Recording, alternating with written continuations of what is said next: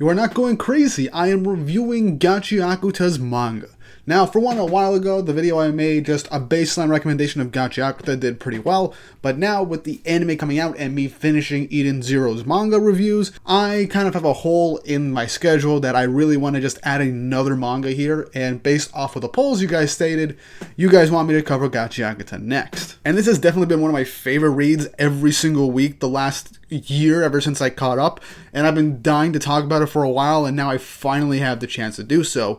And the anime is coming out in 2025, so a lot's coming out, and I am very excited to talk about it. Depending on how this does, I'll keep it up, and I might make some other Gachiakuta content in between the cracks if I have the opportunity and time to. So, get excited. Before we jump into this awesome chapter, don't forget to like and subscribe and hit the notification bell for updates on future videos. It really helps and shows you guys enjoy the content I make here on the channel and shows you want to see more. Now, with that out of the way, let's jump right into this chapter. So chapter 103 of Gachiakuta, titled The Box. As we start out with Aisha carrying Ryo out of the no man's land forest as begins calling for backup, stating, "This is Grish Rubian, supporter from Cleaners HQ. Yes, that's right. I am in Tori no man's land with one injured. I'd like to request assistance from the Cleaners South branch." Now, before I jump further into this chapter, the fact that we're getting backup from what's stated to be the South Branch is a big thing.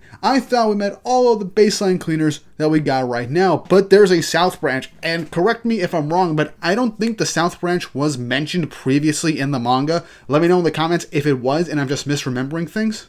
But this is a big thing, because that means we're going to be getting new characters, new Jinki, or vital instruments if we're going by the official translation, and brand new abilities, and potentially just more world building for this incredibly insane world of Gachiakuta. So that already opens the door even further than what we have right now, and I am all but too excited for it. But as we cut back to our chapter, recently Rudo managed to fool the information broker by swapping clothes with Folo and managing to catch him and essentially winning their game of tag. As the broker states, "You got me. I see you traded everything you were wearing with Folo, didn't you, Rudo?" And Rudo, with that menacing, crazy look in his eye, filled with determination, states, "That means I caught you, right, information broker? When we get out of this no man's land, you're giving me my info." And as his hands start to tremble, his words start to tremble as well, as he says, "I want you to say something to Ryo since you got her hurt." As the broker notices something and is shocked, stating, "Rudo, my dear, where are your Watchman gloves?" And this is a very key point of information that I completely missed in the last chapter. Then again, it has been a 2-week break that I completely forgot about it. But he gave his Watchman gloves to Rollo to make the full-on trick that he did to catch the broker. As Rudo is shocked also, he says, "I should have known. If I take my 3R off for even a second, the pain in my hands." As yeah, I completely forgot that one of the main reasons why Rudo puts on his gloves is that it keeps that little curse or mark on his arms that give him constant pain and just a strange sensation from affecting him whatsoever. Which is a cool detail that I've completely forgot about. It's been a little bit since this has been mentioned in the manga. But then he flashes back to Zodyl's words from the previous arc in the Trash Beast when they made their confrontation. As he states, the Watchman series. "If the one possessing such an object is fulfilled, if they have everything they need as a human being, thoughts that generate anima, powerful enough to drive a person insane." As Rollo begins to collapse on the ground, clawing at his face, removing his mask. As the rest of the words of Zodyl states, "will permeate their being one by one." As Folo begins to freak out, wondering, what is this? What's happening? Staring at the Watchman gloves as he's trembling in fear. As the next page is a very surreal and visceral depiction of what seems like the Watchman gloves grabbing up on Folo's face and trying to pull him and yank him away and distort him as he's stating, "My mind. There's something eating away at it." Showcasing just how these gloves are just messing with Folo's mind. As then Rudo quickly removes the gloves from him, and in that instance, Folo, in his depraved state, returns to normal. Still shaken, but then Rudo puts his gloves back on. As Folo asks Rudo, how can you keep those things on all the time? As Rudo thinks back once more to what Zodyl stated. You and I, we use the Watchman series without irregularities. As Rudo finally understands what Zodyl was talking about, saying that if a sane person tries to use part of the Watchman series, they go crazy. Now, this is 100% confirmation to anybody that it was still not sure. Rudo is, yeah, basically insane. He's the only person that ties it fully together outside of, like, let's say, Zodyl with his machinations and planning, but he is kind of nuts. So the fact that the Watchman gloves have like this weird deteriorating effect on the mind of somebody that kind of feels fulfilled as a person or has basically what they need and are just sane will just quickly claw at their sanity and drive them nuts is insane to me. Showcasing that Rudo usage of the gloves shows that there's a longing in him that is unfulfilled, which we kind of get already due to how he has a fondness for trash and views everything as useful. And it fully showcases from how his life has been up until this point. So much to dive into with this whole thing with the Watchmen series as a whole. And it makes sense considering that the three people we met with the Watchmen series are kind of nuts in their own specific ways. And even broken people with Amo and Rudo as the baseline example. And we gotta learn more about what Zodyl has going on with the Watchmen series that he has. So yeah. Really cool revelations and pieces of information that I'm glad we got fully clarified on outside of just baseline speculations off of what we got in from Zodyl in the previous arc. But I like how Rudo states, what does that mean about me after coming to the realization that a sane person would go crazy with the Watchman gloves? So it's possible that Rudo is finally understanding that he's kind of not there, or there's something about him that these gloves won't drive him crazy. Like I mentioned, could be because of his like unfulfillment, and that's why the gloves didn't drive him insane, or he's just flat out crazy and him and others don't really fully notice it just yet. It's one of those, or both.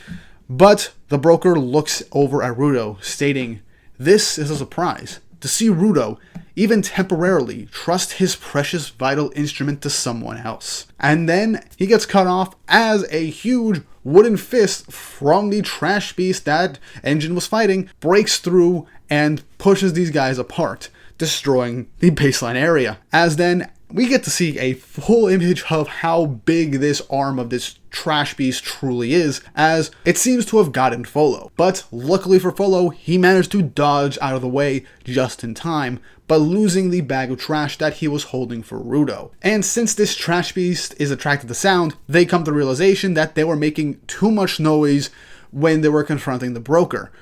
And I like that we finally got to see what more of the trash beast face seems to look like. And it looks so cool, so surreal and kind of freaky. Man, the designs in this series are so freaking cool. And Enjin asks, hey, did you guys get Kuro? As he goes on to state, well, we figured something out on our end. Apparently, this thing's body is all just decoration. It's not one body with a core like the one the Raiders had. This one has a main body somewhere else, saying that normally if you cut a part of a trash beast off with a vital instrument, it won't grow back. But this one's just picking up pieces that they cut off and sticking them back on. As Enjin comes to the conclusion that in simpler terms, it's basically like it has hair. It's basically like it's hair, so. And then we get a funny image of Rudo and Folo imagining this trash beast and everything just being like muscles on the top of its head, as Enjin is confident in his analogy. He then says, I'm guessing its main body is in the pond, so we have to take it out. As he then jumps off of the trash beast right as it slams its own head with its giant arm. As Enjin goes on to say that they need something that packs more of a punch than his Unbreaker, as he then jumps onto the ground, with Rudo asking Folo for his bag, but Folo states that he's sorry. The trash that he got was smashed when they got hit and dodged at the last minute. As then the trash beast begins to come forward, as Rudo's contemplating what he's going to do. This is a no man's land, but it's all plants here. There's no trash I can use. If we're going to beat that thing, we're going to have to dive into the pond. As then Kuro the broker comes in and states, Rudo, my boy, you can use this. Presenting the box that he found from underneath the trash beast previously, as this was the main reason why they entered no man's land to begin with. As Rudo states, what? That's the thing you snuck away with from inside the trash beast. As Kuro states, yes, this is what I wanted all along. It's quite the antique. I expended long days of my life to pay for the object inside. As he struggles, stating, "But this box, nothing I do will get it to open. The silly thing must be broken. What am I to do? How do you open a box that's too broken to open?" As Rudo realizes, "I get it now. That's why you needed me." As Kuro, with a pretty confident look in his eye, states, "If the object is broken, you can use it, no?" With Rudo also getting serious, to be safe, asks Kuro, "Just making sure. I did officially catch you, right?" As Kuro says, "Yes, that's right." Rudo goes on to ask again, "When this is over, you'll give me information and apologize to Rio." As Kuro agrees as well. But Rudo then gets up in his face and says, "And in exchange for playing along with your little scheme, you'll give me another piece of information." Obviously alluding to the other thing he wanted to ask Kuro to begin with other than the Watchman series, but is most likely going to be the location of Amo, as she has gone missing and all he knows is that Zodyl found her boots. And so he needs to know what's going on with Amo, but we know what's going on with her since she is kept captive somewhere by another cleaner. So that's going to be an interesting piece of dynamic once Kuro reveals that information at the end of this arc, if he even does reveal that information.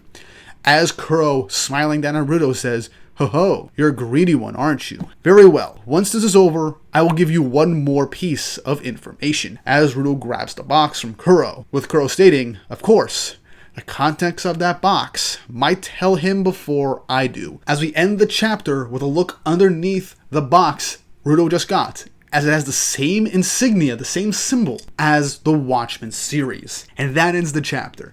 So first off, really cool chapter. We got not only just the illusion and confirmation that there is a southern branch of the Cleaners that we're probably going to get back up to, maybe at the end of this arc, and get brief introductions for these characters, but we also learn what's going on with the Trash Beast. We also get the full-on confirmation that Rudo won the game of tag, essentially, that Kuro set up, and Kuro will give him information about the Watchman series. And since this whole thing was going on, he's going to most likely ask Kuro for information on what's up with Amo. And not only that, we get more confirmation on how just not anybody can wear the Watchman series objects or vital instruments. It has to be somebody that isn't fulfilled as a human being, or if they're just insane or crazy to begin with. And that gives Rudo the question of, what does that make me at the end of the day? And lastly, the big revelation that the box that Kuro set up this whole scheme to get to is seemingly also has something to do with the Watchmen series, and might give Rudo the answers before Kuro himself is able to give answers to Rudo. So this box is incredibly important, and the fact that it's basically broken and can't open, and that Kuro needed Rudo's Vital Instrument Ability 3R to actually be able to open it and use it to get whatever information that Kuro is craving to get from this box. So this is insane, sets up so much stuff for more revelations, and I cannot wait for next chapter, because whatever happens, things are going to be insane, and I cannot wait to see what this box does and what kind of weapon that or object that it becomes thanks to Rudo's Watchman gloves. But yeah, really great chapter of Gachiakuta. I can't wait for next week. It's been a blast going through this chapter, and I really hope you guys enjoyed this review as well. I'm hoping to keep this up for future weekly reviews, and perhaps bring in some more actual Gachiakuta content outside of these chapter reviews. Anime coming out next year. We're well over 100 chapters into the series, and it doesn't seem like it's going to be ending anytime soon, and I am all here for it. But let me know your thoughts and opinions on this chapter and revelations and teases down below. What's your favorite part of the chapter? What do you think is going to happen next? And if you haven't already, like and subscribe and hit the notification bell for updates on future videos. Really helps, and shows you guys enjoy the content I make here on the channel and shows you want to see more. Really hoping this Gachiakuta content does well, because I really do want to keep talking about this series.